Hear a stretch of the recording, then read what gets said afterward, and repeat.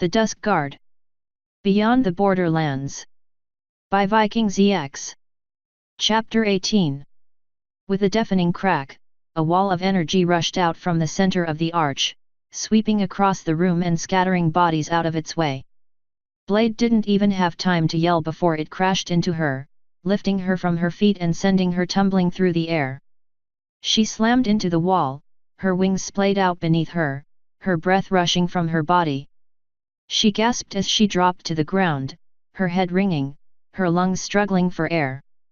Around her she could see the rest of her team doing the same, as well as the various members of the cult. The only one who appeared unaffected was Segis, who was standing in front of the portal, his back to her.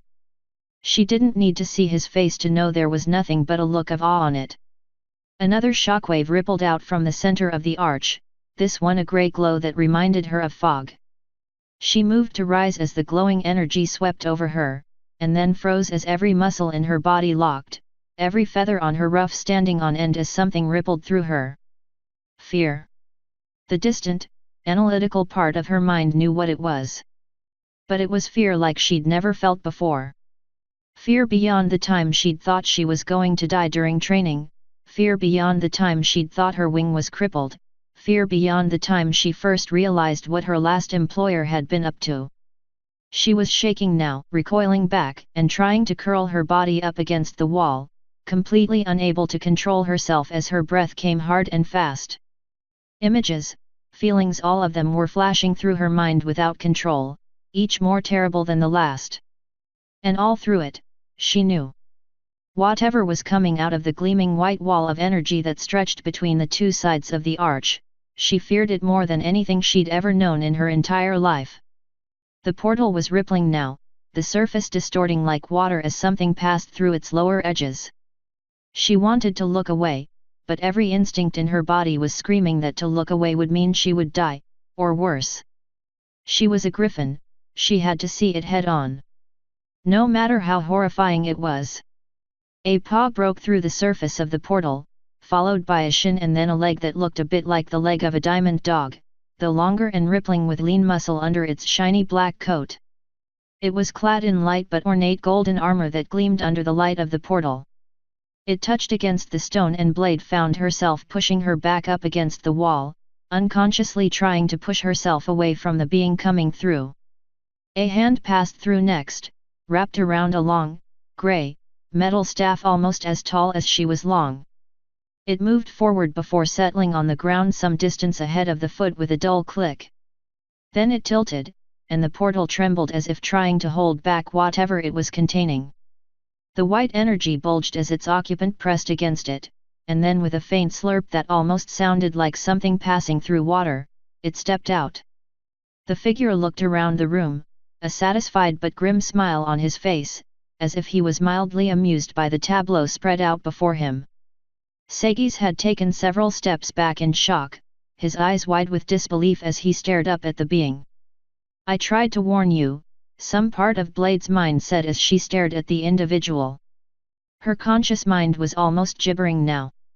It wanted nothing more than to be as far away from this individual as possible.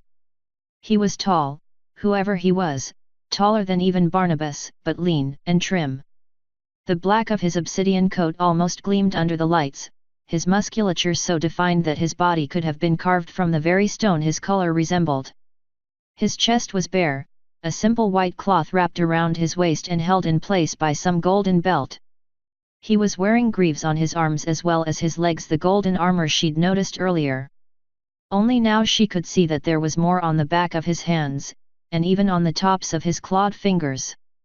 And his head, he was wearing some sort of swept-back headdress, something that looked like a hat but widened until it almost looked like a main cut.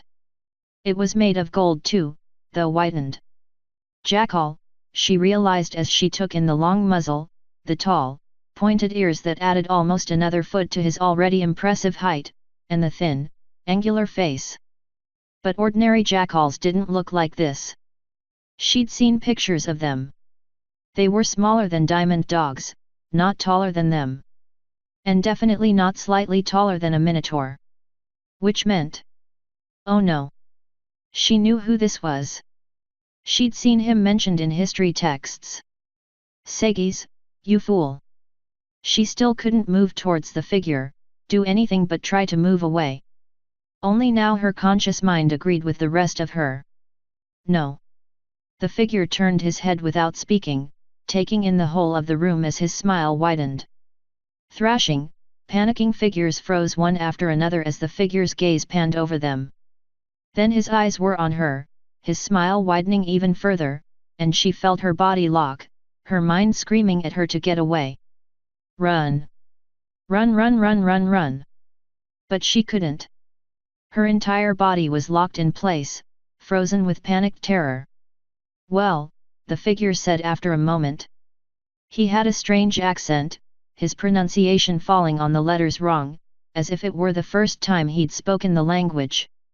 He flexed his arms outward, arching his back. I've got to say. No, he cocked his head to one side, his grin widening as he seemed to contemplate his words. No, got to say. His chuckle at the mistake felt the same as his grin, completely devoid of care or interest in anyone around him, like he was laughing only for his own benefit, the joke incomprehensible to everyone around him. I've got to say, he said again, rolling his shoulders back, spinning his staff in one hand. It is good to get out of there. Segis's voice seemed on the edge of breaking. You're not King Sombra. You are right, the jackal said, pointing one finger at Segis while still spinning his staff with the other. Finally figured that one out, did you? Sans, you're smart. Makes me feel like I wasted my time bothering with all the instructions written everywhere. He spread his hands, turning as he looked at the rest of the room around him. I mean, you morons couldn't even be bothered to read the stuff you did excavate. Nope. He shook his head, crouching in front of Segis so that he was almost at head level. You're just so hung up on your own superiority, you didn't even stop to think that maybe, just maybe, some stupid unicorn king who died 1,000 years ago wouldn't be buried in a sealed subdimension pocket that's been closed for almost 2,000 years. He grabbed Segis's horn in one hand as he spoke, twisting the unicorn cult leader's head down to the stone. I get myself sealed away, enact this whole plan, and this is what I get to wake me up. He shook his head again as he let go of the unicorn, rising once more and turning to look back at the portal as it began to flicker. But then again, he said, holding up an empty palm towards the portal. You did let me out, so, I suppose killing you probably shouldn't be on the table. The portal rippled once more, a piece of crystal floating out and into his grasp, a piece that Blade recognized as one identical to the fragment she'd been sent to retrieve. There you are. The jackal turned back towards Segis, smiling as the fragment floated up behind one of his shoulders before coming to a stop slightly behind and above him. The portal snapped out, the faint hum fading as the whitish-grey light vanished. It was simply a stone arch once more. And now the other one, a second fragment drifted into the air from out of Segis's robes, the cult leader's eyes going wide as it took up a position behind the jackal's other shoulder. Good. You, Segis said, his voice shaky but gaining confidence. That is King Sombra's. Careful, Segis. The slightly humorous tone that had been in the figure's voice earlier had vanished completely, replaced by cold, calculating steel. You might want to think a bit more before finishing that sentence. I've been in your mind. On the top fringes of it, anyway. The scanning. Segis said, his eyes widening again. Of course, came the response. How do you think I know your language? My own little precaution, built into my vault for whenever someone stumbled on my little project. He smiled, and the sight of it sent a shiver down Blade's spine. It was not a nice smile. I've been watching all of you every moment you've been in here. Poking over your minds, keeping an eye on things while you worked. Who? Segis shook his head. You don't know, the figure's shoulder drooped in mock disappointment. All these weeks digging my vault out of the ice and charging up the key I made, he shook his head. I'm just going to stop listing my disappointments with you now, Segis, he said, his voice firm once more. I realize you mortals have short memories, but this is embarrassing. So much for the ruler of the ice you kept envisioning yourself as, at the side of your king. He let out a long, cruel laugh, his eyes looking over the rest of the room. But I think I can help you out. You know, Sagis began. Stop talking. Sagis went silent. Blade could feel her limbs now, not in the sense that they'd gone numb, but in the way that they were starting to move under her own command once more. The fear was beginning to fade, her mind moving from gibbering panic to reason. She managed to pull her eyes away from the ancient horror atop the vault as something shifted against the stone, and saw Barnabas struggling to push himself up. Ah! The jackal rapped his staff against the stone, and another wall of grey mist rushed out in all directions, slamming everyone in the room back. A few screams echoed across the room, but Blade couldn't find it in herself to join them as once again her body locked up, every fearful moment she'd ever faced running through her mind. This group was close to figuring it out, the jackal said, waving a hand in her direction. Then again, judging from what I saw in their minds, they wouldn't have let me out, which is an amusing bit of irony in and of itself, considering who's leading them. He chuckled again and then shrugged. Anyway, he said, looking down at Sagis. You've got a choice now. See, I've been watching everything that goes on in here, so I know that your fleet is probably going to lose this battle they're having right now. They might have already. But you have an airship, a personal one, and I need it. So here's how it's going to go. A long, shimmering, blue, translucent scythe blade grew out of the top of his staff, and the jackal tapped one finger against it idly, a faint ring echoing off of the blade. You can join me, and get what you've always wanted, or I can kill you and see if your second in command is more aimable. He snapped forward, moving faster than almost anyone Blade had ever seen save alchemy. And don't lie to me, he said, the edge of the blade held just up against the unicorn's throat. I've looked inside your mind, Sagis. And I know you've never really cared much for this King Sombra of yours. His head tilted to one side, a cold smile moving across his face. You care about what really matters, power. That's why you rose to the top of the cult. That's why you wanted to bring back this old, crusty king. The scythe twitched, Sagis flinching as the blade moved against his neck. You value power. And you're in luck, Sagis, because so do I.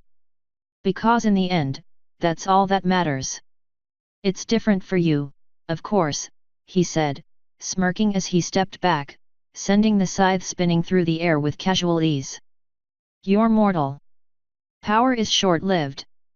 When you're an immortal, a demigod, power is all there is. All that matters is the game of taking it from others. He grinned, baring sharp, long, white teeth. So, Sagis, he said, looking down at the unicorn. Do you want power? Or do you want to die like a worm and be left for some archaeologist to find 1,000 years from now? I think quickly. I need to be moving soon. The jackal looked up towards the ceiling of the chamber. And it would be much quicker if I didn't need to terrify your airship crew into submission first. They're not. Last warning. I've seen your mind, Sagis. I know you had your personal airship held in reserve and crewed in case you needed to beat a hasty retreat. In fact, one of the only reasons I'm giving you this offer right now is because I value that sort of initiative. Others would call it cowardice, but I call it planning, so I know you do have a brain in there, despite your apparent lack of being able to understand who I am. His gaze shifted to Blade, and she felt her body freeze, lock up as his cold, purple eyes met hers. This one knows, he said, chuckling. She was suspicious, and she figured it out. Ironic, like I said, considering that her race built me this place in the first place. But she knows. He turned back toward Sagis, running his eyes over the red-coated unicorn and then the gibbering, shivering cultists behind him. He said, his voice echoing around the room, Anubis. No. She hadn't wanted to be right. She'd wanted to be wrong so badly. She had been afraid of being right. Afraid of being wrong, too, thanks to the magic that was gripping her. One of the greatest of the immortals, Anubis continued, offering Sagis a mocking bow. Ruler of the jackal race, not that they were very useful. But they earned their just reward in the end. He smirked, as if the devastation of an entire species was something he could be amused by. And, especially given how my useless charges went out of this world. He waved his hand at a pile of bones shoved together in the corner of the room. The bones began to rattle as a grey mist seeped across them, and then they rose, snapping together with rattling clicks, spinning around one another as they joined. A moment later they ceased, and a griffin skeleton rose from the ground, standing at attention with its shoulders straight, misshapen wings outstretched. It was missing a few pieces, but that somehow made it all the more ominous. Ruler of the dead, Anubis finished, waving his hand across the room. More clicks filled the room, 3 skeletons pulling themselves together and standing at attention. The fear was fading. Blade could feel it sliding away, becoming less and less oppressive. The flashes of horror were vanishing. It's only magic. Her mind was shouting. Just magic. Resist it. The 4 skeletons began to march across the room, the click of their bones hitting the stone adding a macabre percussion to their movements. They formed up behind the jackal, forming an honor guard position. So? Anubis asked, looking down at Sagis. Do you want power? Sagis's expression had shifted. There was still fear in his eyes, but there was something else, too. Hunger. Yes, he said, his voice soft at first, but then louder. Yes. Lord Anubis. Excellent, Anubis said, rapping his staff once more against the ground. Blade didn't even have time to mentally scream before the grey mist splashed over her once more, and she threw her head back, striking it against the stone. Stars erupted across her vision. Still, the pain distracted from the fear. Maybe it was her body getting used to the assault, or the throbbing in her head, or maybe animating the skeletons had drained the immortal and he was trying to hide it, but the fear wave felt weaker. I've excluded your minions from my influence, Anubis said, striding up to the edge of the platform as several of the cultists began to rise. They'll be ready to serve you again, and by extension, me, as soon as they can stand. You impostor, one of the rising mages said. King Sombra will. The scythe flashed, the blade a blue, blurring line as Anubis whipped it through the air and down below the unicorn before snapping it up. The cultist's body slumped back, the head falling free. Blood pooled on the stone. Anyone else? Anubis asked, his staff still extended.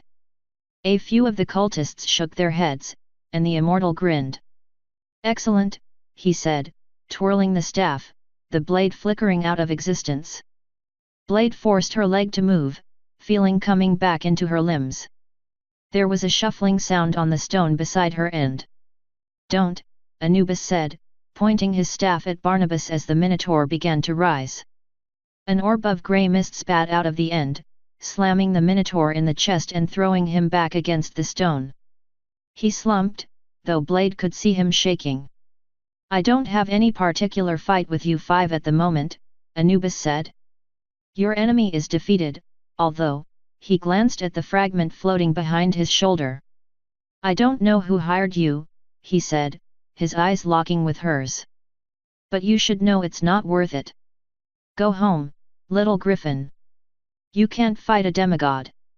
Anubis turned and strode across the room, his staff ringing against the stone. He came to a stop above the key. And since I might need this, he bent down and wrapped one hand around the key's handle, tugging it free and lifting it into the air. Hold this, he said, tossing it towards Sagis. The unicorn caught it with his magic. Barnabas shifted again. It's his resistance, Blade thought as the Minotaur pushed himself up on one hoof. He's adapting. She could see his veins standing out.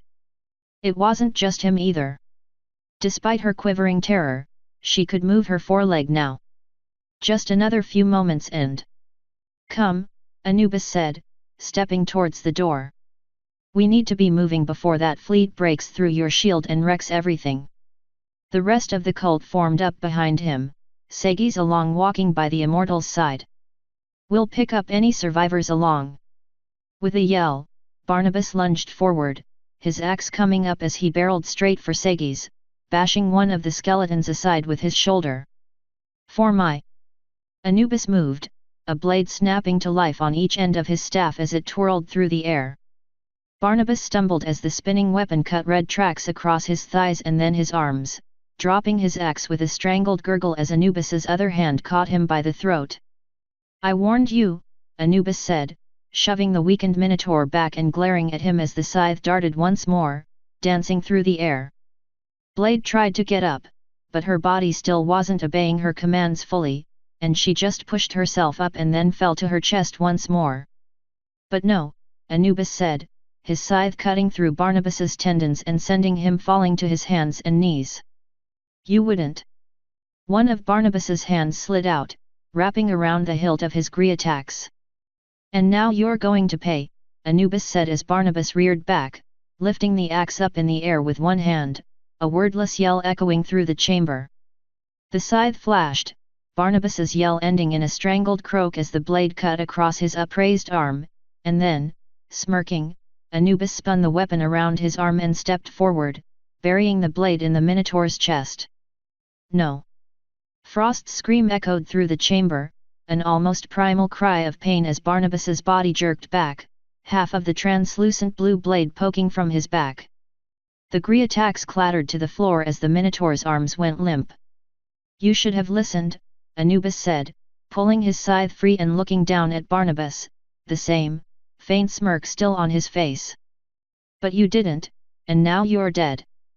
He lifted his foot and planted it on the Minotaur's chest, giving him an almost casual shove backwards.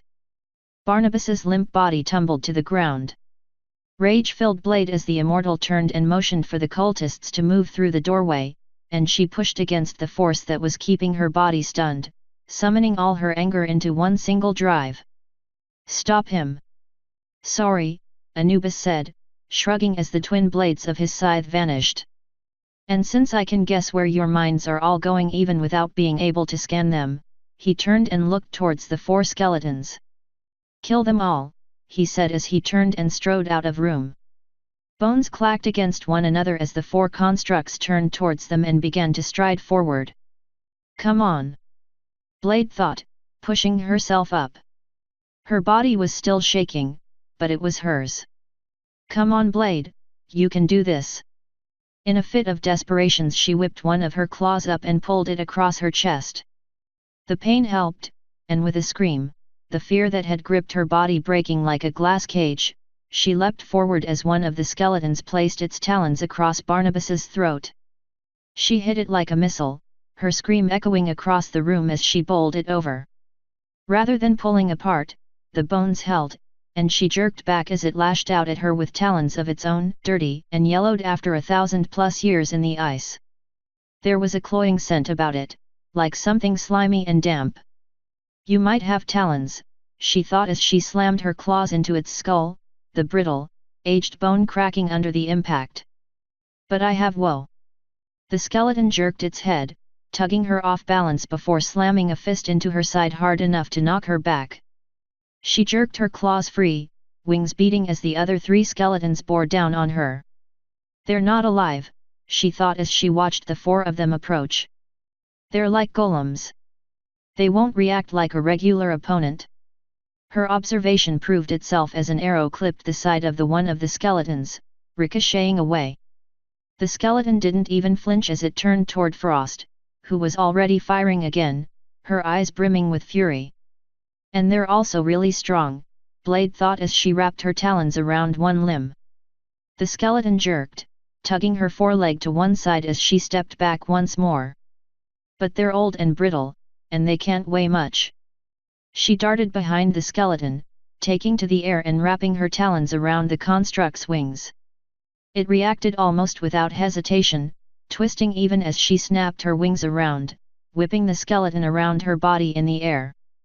A single claw scraped against her bracers as she let go, and then with a crash the thing slammed into the stone wall, breaking apart and separating as it fell to the ground below. She eyed it, hanging in the air as the pieces came to a stop, and then when they didn't reform, turned to help Frost, who was backing away from 3 of the skeletons, still firing uselessly. "Freeze them!" Hein called, the older griffin still pushing himself up. If Frost heard him, there was no sign. Her face was almost hollow, like she'd lost part of her soul. There was a sharp crack as Alchemy hit one of the skeletons, his hoof shattering the weakened skull. He let out a shout of surprise as, a moment later, the skeleton turned on him, slashing its stubby talons across his chest. "They're dead!" Blade shouted, descending on another skeleton as the last of the magical fear faded from her body. Now there was a real fear replacing it, that Barnabas was going to die, and his killer would get away. "You have to break them." She grabbed another one as she spoke, flipping it through the air and bringing it down hard against the stone. It broke apart, the impact too much for it. Alchemy let out a shout and began pounding his opponent, breaking bone after bone. It crumbled. As they both descended on the last griffin, Frost ran by, dropping her bow as she galloped towards Barnabas. The last skeleton fell quickly, its bones breaking as both she and Alchemy descended on it. It fought to the end, only breaking apart to rattle across the floor when she and Alchemy had destroyed more than a quarter of its major components. The sound of its pieces rolling across the stone filled the air. Then there was only silence, broken by a faint sob. "No." Alchemy was reaching into his vest as he slid to a stop next to Barnabas, but his hoof slowed as he looked down at the Minotaur. Frost was standing over the Minotaur's motionless body, tears painting wet tracks down her cheeks. "No," she said again, her voice cracking. "No." Barnabas's eyes had glazed over. He was dead. "Do something," Frost said, turning to look at the orange earth pony, her breath coming in quick, shaky gasps. "Do something." I can't," Alchemy said, his face falling. "He's gone. There's no potion that can fix that." "Do something," Frost said through clenched teeth. "Please." Alchemy shook his head as he looked around at the rest of the group. "Potions don't." "I'm sorry his heart is." "Frost," Blade said, shaking her head as she carefully took her by the shoulder. "He's gone." "No," Frost said, the feeble sound in her voice heartbreaking as the mare turned once more towards her older brother. "No," she slugged Barnabas's shoulder with one hoof. "No." Her yell filled the room. "Not him too." "I'm sorry," Alchemy said, his ears flat against his head. "There's nothing we can do." Frost's breaths became more fast and rapid. "No," she said, gritting her teeth as she looked up. Tears spilled from angry eyes as her horn glowed, a purple glimmer snapping her bow into the air. "No, there's one thing I can do. I can kill the thrice-cursed bilge-sucker son of Tartarus who did this." Her words came out with an angry hiss, rage contorting her face, and then she bolted, galloping for the exit. "Frost!" Blade jumped into the air, her wings pumping as she looked down at Alchemy and Hein. The first looked dazed, his eyes wet. Hein just looked like a stone. "Take care of him," she said, pointing down at Barnabas's still form and noticing something. His hand was halfway out of a pouch on his armor, a folded piece of paper clutched in it. She darted down and pulled it the rest of the way out. "For Frost," the front read. She grabbed it. "I'm going after Frost." She darted down the tunnel, heading for exit and following the distant cadence of hoof steps. If she was lucky and she caught the mare before she caught up to Anubis, she might be able to get some reason into her. If she didn't, the immortal would kill her. Faster! She pumped her wings hard as she darted across the room with the statues. Frost was moving quickly, Blade could hear her hooves ringing against the stone further up. She darted into the stairway chamber just in time to see the ice-blue mare vanish over the top. Frost! She reached the top of the stairs to see Frost standing on the edge of the dig, her bow pointed into the air. She fired as Blade flew out of the vault, her arrow streaking up into the sky. Frost! Blade called again as she landed next to the mare. What are you? Another arrow shot skyward, and Blade tracked it, watching as it fell short of a distant airship. As she watched, the airship rose further through the sky, its guns firing as two Griffin corvettes moved to intercept it. A wave of grey mist spilled out into the sky, sweeping over the two Griffin vessels, and both of them made hasty banks, pulling away from the airship as it gained speed. Frost let out a furious scream, jerking her bow back so hard it snapped. Then, as explosions from the Griffin bombardment echoed around them, she sank to the ground, sobbing.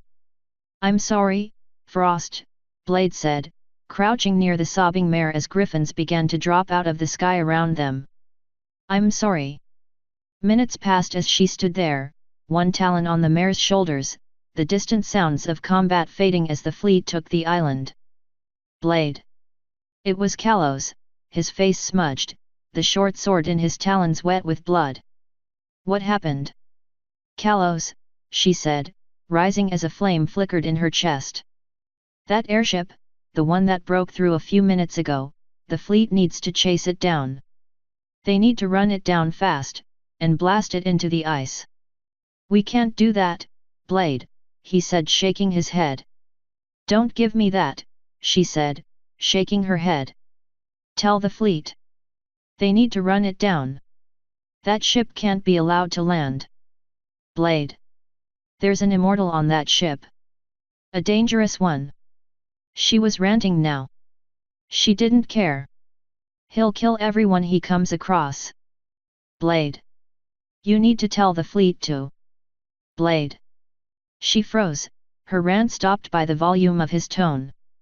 Had she been shouting? She hadn't even realized she was. "We can't," Kalos said, shaking his head. "That was Segi's personal airship.